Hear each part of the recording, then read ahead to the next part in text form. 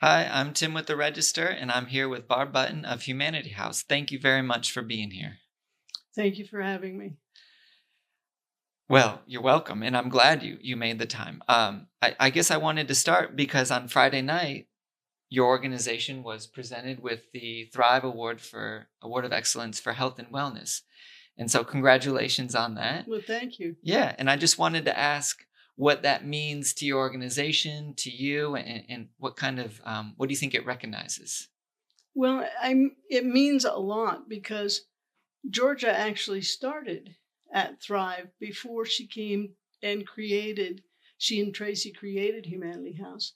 So Mhm. this is an award that not only speaks to what we've done recently, but talks about the history of where Georgia made this process and transition. And she and Tracy then decided to go ahead and put together the Humanity House as a foundation. And you can tell Georgia's always had a heart for folks in need.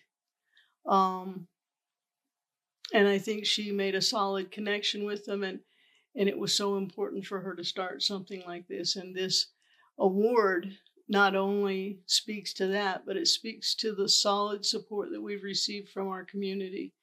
It validates the fact that there are so many people hurting, but we have a community that cares. Mm. And it validates not only what we've done, but it validates those who've given to us all this time to support our efforts. Sure.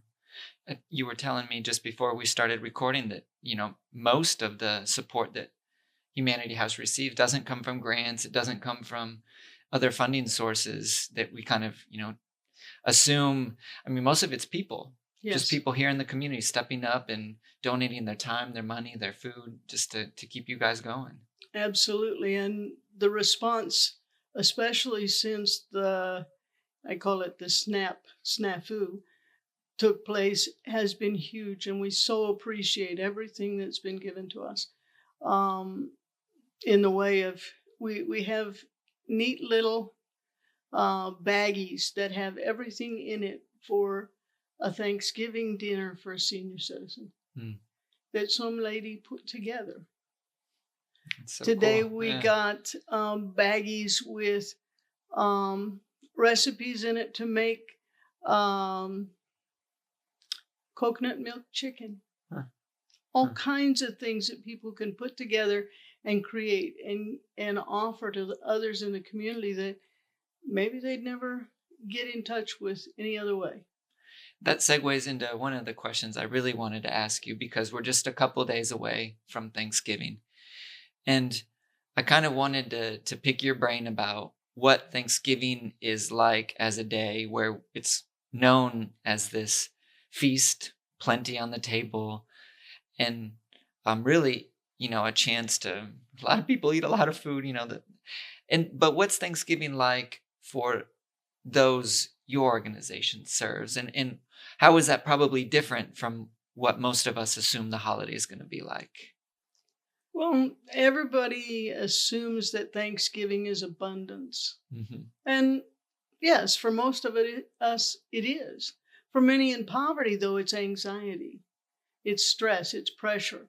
It's, am I going to be able to provide anything for my children for that type of celebration?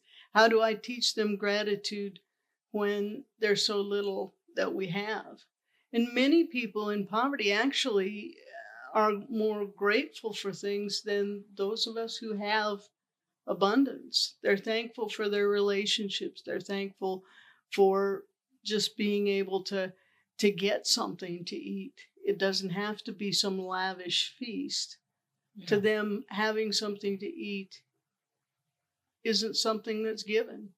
Yeah, it's not taken for granted. It's Right. just it's a tough time of the year. I mean, from Thanksgiving, then we jump into Christmas and the expectations of buying lots of Christmas gifts and the presents. And I mean, a lot of that stuff, even for many of us, is it's budgets are tight, times are we've even had a couple people call yesterday and say, hey, can you put my subscription on pause until after the holidays? I just don't have enough to make it work. Hmm. And so I think it's really, I can only imagine um, how tight and how stressful and um, almost how humiliating, I guess, or demeaning it feels when you see, oh, there's a tree and I can't put $700 worth of Christmas tree or Christmas presents below it. I think that's got to be a really tough thing to swallow.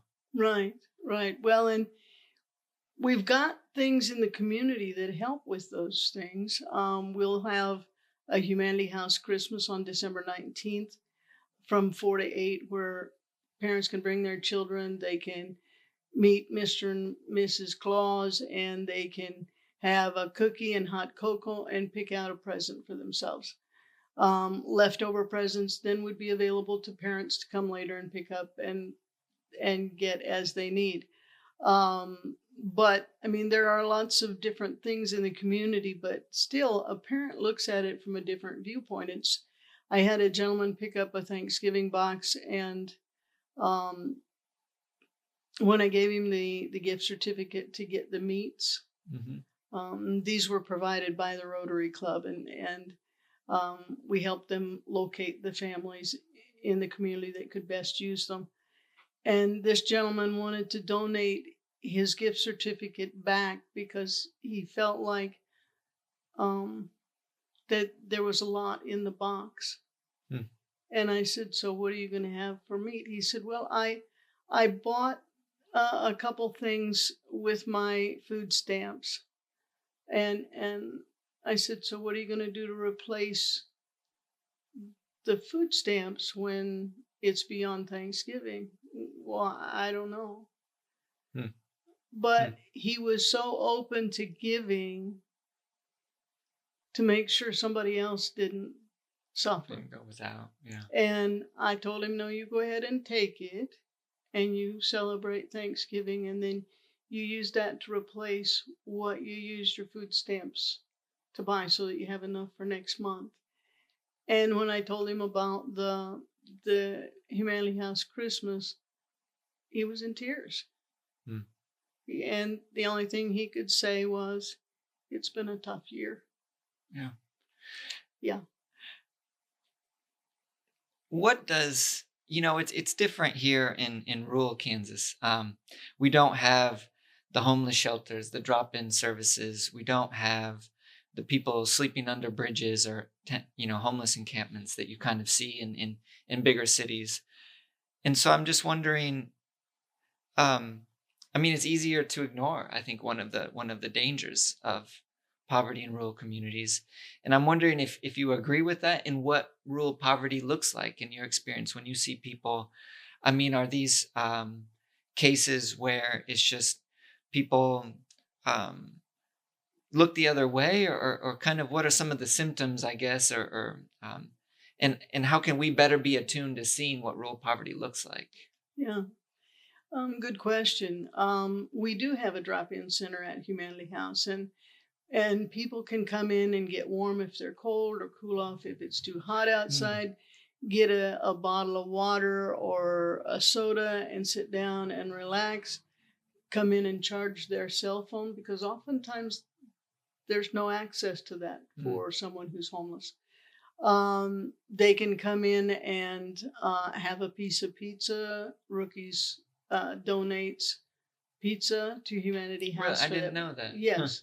So they donate. Oftentimes the hospital donates extra food off of their food bar, and so somebody comes in homeless off the streets. They come in. They can get something to drink, something to eat.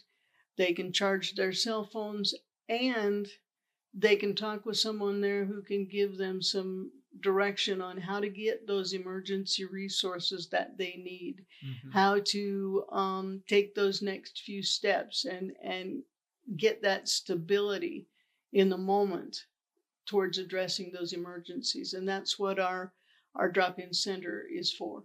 Right. There's been, I'm sure you've heard it, this kind of criticism, and I think it's almost an indictment of our own community, that Humanity House, um, instead of helping people, just kind of brings in this poverty and is just sustaining, problematic lifestyles or bad decisions, and that instead of helping people up, you're just kind of stringing them along. And I'm wondering how you kind of respond to that criticism, and where you think it comes from, why you think people tend to try and explain poverty in that way as opposed to kind of looking at the structural issues of it. You bet.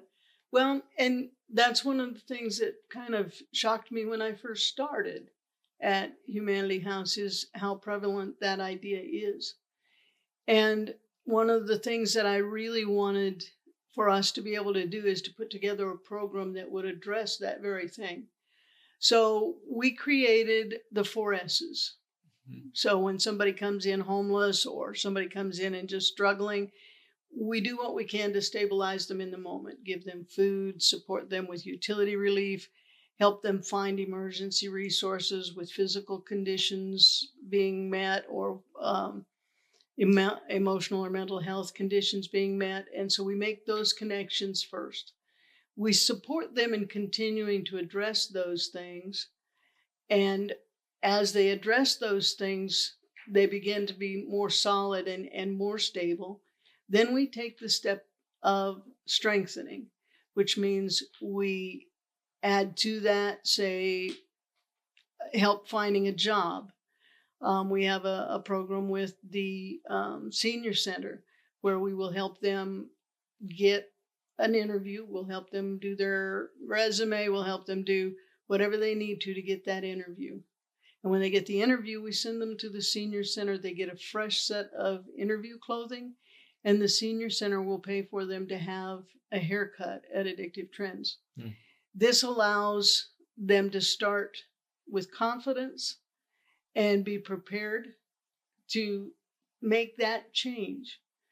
And so that's part of strengthening. We also have a program called Together We Can that helps people walk out of poverty.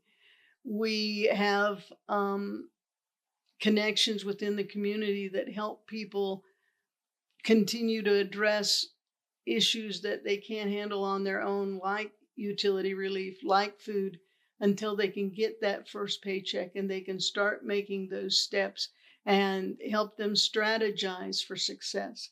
And then the last S is sustain. Mm. And that's, to me, kind of the icing on the cake. That's where I get to be a cheerleader, and I get to encourage and lift up and remind them of how far they've come, and that this is just the tip of the iceberg, and help them write that future story that oftentimes they don't get to see. And I think that's what people who see us as bringing people in for, you know, for support and then never doing anything to help them out of it, they don't see that. They don't see those 4 S's. No, they don't. And part of the situation becomes, yes, there are those who financially, because they're either disabled or they're senior citizens on a fixed income, there are going to be those that have to be sustained somehow moving forward. Right. I guess that's kind of where it's tough, because I hear that the stabilize, the support, strengthen, and sustain, and I hear the work you're doing.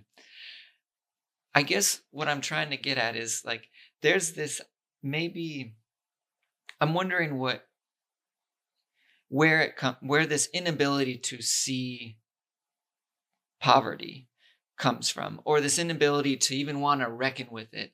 I feel like there's part of our society that just wants to explain poverty as a result of stupid decisions or personal failings. And I'm wondering if where you think that comes from. I believe it. A part of me wants to say it comes from, it's easier because it doesn't mean that we have any implication. We're not part of the problem. If it's all on them, then it's not on us. But I wonder if you agree with that, or where you kind of see that indifference or that inability to even really want to recognize people as yeah, there are legitimate reasons that you're poor. There are legitimate reasons why you're struggling, and it's not just that you messed up. Well, and I'll be the first to admit that when folks come in, there are times when they have made a mistake, but there are a lot of times when it had nothing to do with a mistake they've made or anything else. It had to do with a health decision or being let go from work because of needing to lay people off. That had nothing to do with their performance at work. It had nothing to do with anything they did wrong, but they find themselves in a situation where now they can't meet their bills. And part of me thinks that we've become so used to being comfortable and insulated against those things that might make us uncomfortable that we've isolated those we could have helped. And that's not just what's happening here in Iola. It's what's happening everywhere. When we isolate people because of, even if it is a failing they've had or a mistake they've made, or if it's because they were laid off or they had a health issue or there was a tragic accident and they were injured. When we isolate ourselves from those things, we also make ourselves unable to respond to them. Yeah. Do you want us to be uncomfortable? I mean, do you want those of us who aren't in those types of situations? Is it necessary for us, if we're really going to deal with poverty, if we're going to solve these problems? I'm wondering if you think it's necessary for us to feel uncomfortable. Yes. Yes. I mean, if you didn't have a toothache, would you head to the dentist half the time, or would you just assume that you're going to be healthy? If Yeah. you didn't have a health issue, how many people don't go to the doctor for checkups because they assume they're okay? Yeah, nothing's wrong. Yeah. Okay, so then and this is interesting to me because I feel like there's a difference between, and I'm not knocking the donating of food and the dropping off of canned goods, or Hmm. I mean, I know that's necessary. I know there are hungry people who need to eat, but I also don't think, and I've done it before, that it's terribly uncomfortable to put together some canned corn and peanut butter and drop them off at a food pantry. Right. But it doesn't seem like that's enough.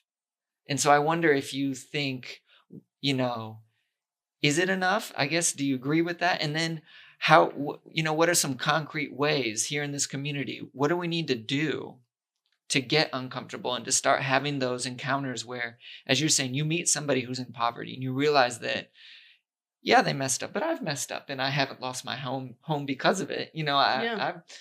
Yeah. There's a safety net that exists for middle class and upper class people where if you make a decision, you've got parents who can help you out, or so I'm wondering if you think, okay, yeah, let's get uncomfortable. This is what we need to do. I'm wondering how you think we could challenge, this community a little bit. Yeah. To me, for some people, it is uncomfortable to come to a food pantry and drop off food. Hmm. It's stuff they've never done before. Hmm. It's getting out of their comfort zone. And yeah, there are people that bothers. That's okay. You see You that know? people come in and Yes. they're frustrated or Or they'll say, I've never done this before. yeah. But what do I do? You can see that the thing that they're out of their comfort zone. Awesome. Hmm. Awesome. Hmm. And I applaud those folks who will get out of their comfort zone and take that next step and say, you know what? It's okay. I'll go in, I'll drop off that food, and I'll be happy that I was able to be supportive. Yeah. But there are also times when I need a mentor. I need a mentor who will step up and will come alongside people in the Together We Can class and say, okay, now they've done the initial work and now they have a list of things that show, number one, what's their first crisis thing they have to address? What's number two? Number three? And to coach them through those things so that that sustains beyond just the immediate. Yeah. And that piece, it's through a group called the AHA Process. It's a book called Getting Ahead in a Just Getting By World.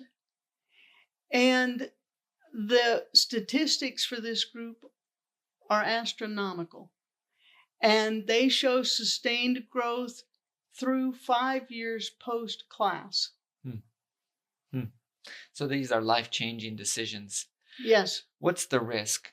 No, I don't want to be uncomfortable. I prefer to stay in my bubble. I prefer to not really recognize that there are people hurting in my community. I drive by the homes that I see with, you know, roofs caving in, and I don't, it's not my problem. I'm going to work, I'm doing my thing. I'm wondering if you can take me down that path where you see our society moving if we don't become uncomfortable, if we don't really reckon with these problems that we have to address. You bet. Well, I mean, if you look at it, um, within the holiday, there's this thing about gratitude that everybody talks about and Thanksgiving. And I'm going to tell you my number one thing this year that I'm grateful for is that people have let me in, let me hear their stories, hear their heart, and be able to care in a tangible way. So for those who don't do that and don't want to support folks and can't get beyond where they are, they're missing something and they don't even recognize it. What are they missing? They're missing connectivity and being whole. To me, if you're not able to give, if you're not able to support another human being,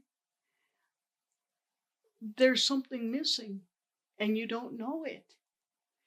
And there's something that happens when when you find yourself in the middle of a support situation and you begin to see the growth. There's a joy that takes over. Mm. There's an excitement that builds. I've got some folks in the Together We Can class right now that's beginning to happen for them. And I am so excited for what I'm seeing, for the opportunities that these folks have, and the fact that they're taking those pieces of information they're learning in class and using them in their daily life right now. You're seeing the results. Yes. You're seeing it happen. Yes. And there's an excitement, a joy, a feeling of hope. And that's what Humanity House is about, restoring hope.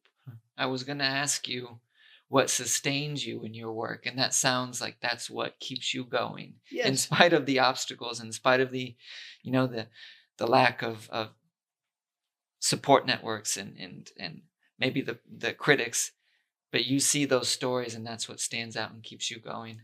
Well, and more than that, we have partners in the community.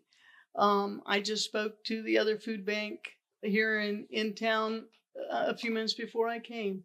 And those partners, that food bank had a few extra things. Do we have space for them? Yes. And we sometimes get extra stuff and we send it over to them.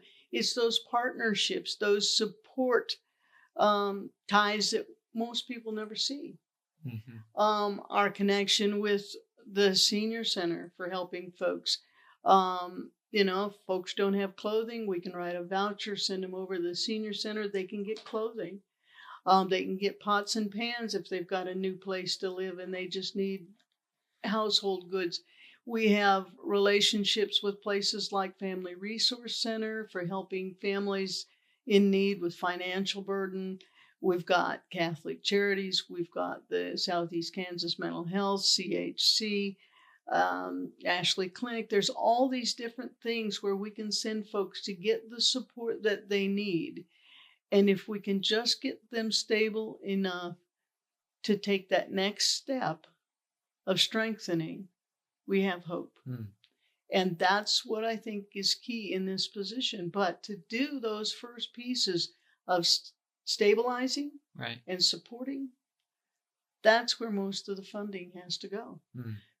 Because if they have nothing to eat, if they have nothing to address those crises, being able to focus on anything else is impossible. Yeah, I remember in school learning that hierarchy of needs, right? Yes. I mean, if you're hungry if you don't have transportation, if you don't have a safe, warm home during these months, it's impossible to ask you to work a 40-hour-a-week job if you don't have a way to get to work and can't eat. I mean, it's Exactly. just, and so you're saying that investments there is what's needed.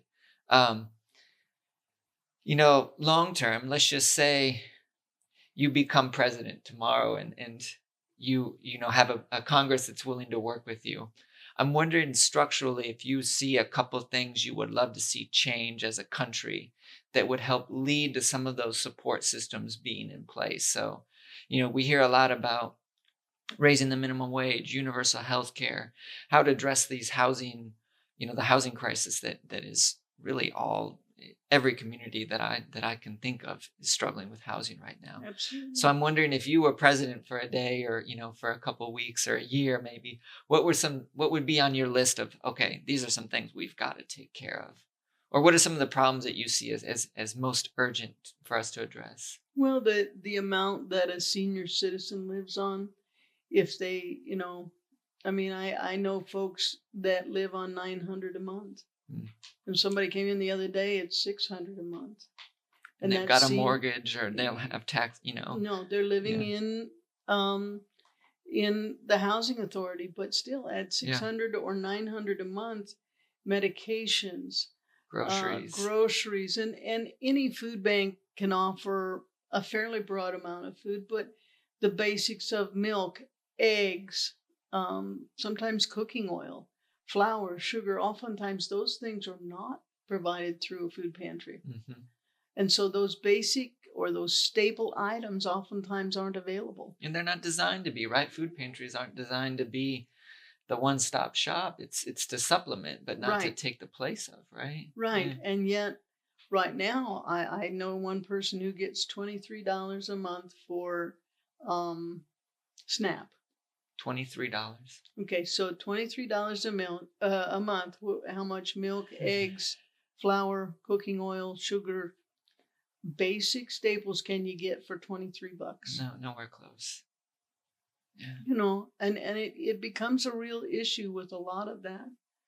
Um, and if it were me and I had this magic wand that poof, Yeah. I could make Yeah. it all perfect, I would wind up getting a little more funding for these senior citizens and people on disability on those fixed incomes where they could get the basic needs met the way that sometimes we think they are. Hmm. And I think oftentimes we don't recognize that. Additionally, I would provide a little stronger SNAP program and make sure there was enough health care available that those folks would be able to know that they're cared for. Yeah. The That a trip to the insecurity, hospital isn't going to yeah. bankrupt them. Yeah. Well, the insecurity and the instability of where we have folks living right now who are on fixed incomes. Um, I don't I don't know how they're not anxious, how they're not living anxiety constantly because of what they face just in the concrete world, Yeah. let alone in the emotional world where they're not able to get to family members, or maybe they're alone and they don't have family close. There's that isolation that leads to, and if you look at many of the studies, heart issues. Sure. You All know, of this stress, yes, anxiety, isolation, they'll have health impacts. right, I mean, they will. It's just, yes, yeah. and I think we could do ourselves a great deal of good simply by, as a nation, taking a look at addressing that level of poverty that, and these are folks living under the poverty level. Sure. And my question is if we're one of the richest nations on the face of the earth, why do we leave people who receive funding from us significantly below the poverty level? How do we allow this? How are we okay with that? Yeah. Yeah. Yeah. Yeah, and I'm not somebody who is strong into politics and all that.